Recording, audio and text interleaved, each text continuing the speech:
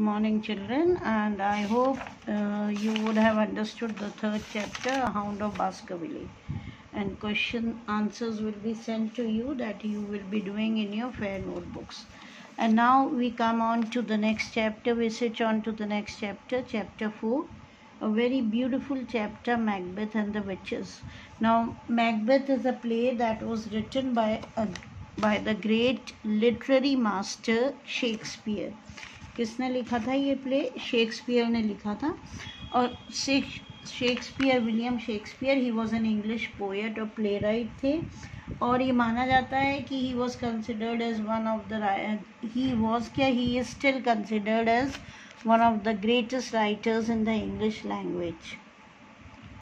And Shakespeare England के national poet माने जाते थे. और उनके जो उन्होंने राइटिंग्स लिखी उसमें ट्रेजेडीज़ भी हैं, कॉमेडीज़ भी हैं, हिस्ट्रीज़ हैं.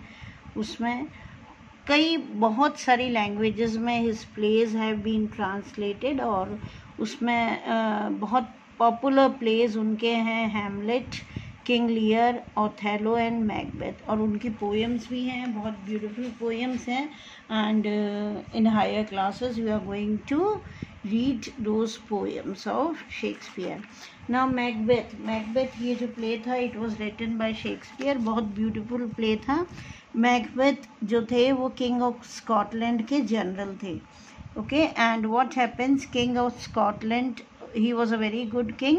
लेकिन एनी हाउ कुछ स्कॉटिश लॉर्ड्स ने, बैरन ने उनके अगेंस्ट में रिवोल्ट कर दिया था.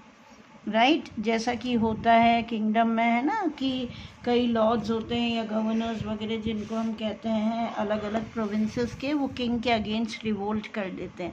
तो इसी तरह किंग ऑफ स्कॉटलैंड जो थे, जिनका नाम डनकैन था, डनकैन, रिमेंबर इट. ओके, डनकैन के अगेंस्ट में many of the barons they had revolted.